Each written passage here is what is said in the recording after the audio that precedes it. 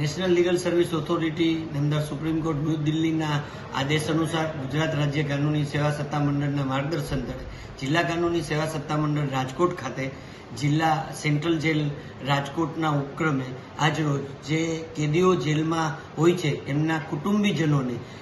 જે કેદીઓ જેલમાં છે એમના માટેની જામીન માટેની એમના કેસની વગેરે કોઈ પણ બાબતની કાનૂની સહાય કે સલાહ જોતી હોય એના માટે કેદીઓના પરિવારજનોના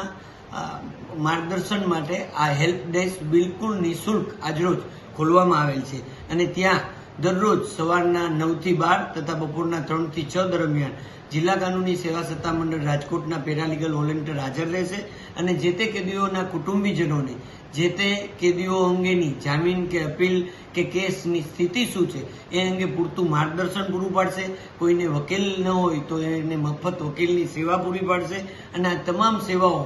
કેદીઓના કુટુંબીજનોને મફતમાં મળી રહે તે માટે આજરોજ આ હેલ્પ ડેસ્કનું ઉદ્ઘાટન કરી અને આ સેવાને શુભારંભ કરવામાં આવે છે. સર, કોર્ટે ધક્કા થતા તો એ બચશે લોકોને?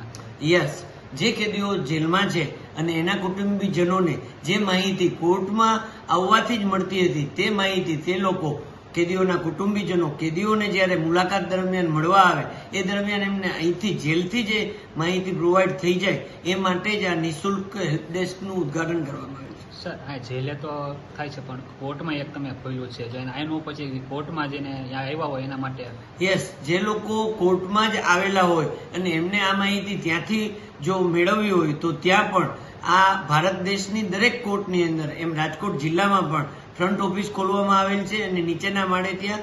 દરરોજ ચાલુ કામકાજના દિવસોમાં 2 પેરાલીગલ વોલેન્ટિયર તથા 2 રિટેનર એડવોકેટ બેસે છે અને જે કોઈ પક્ષકારોને આવી માહિતી જોઈતી હોય એમને આવી માહિતી ત્યાંથી જ નિઃશુલ્ક પૂરી પાડવામાં આવે છે.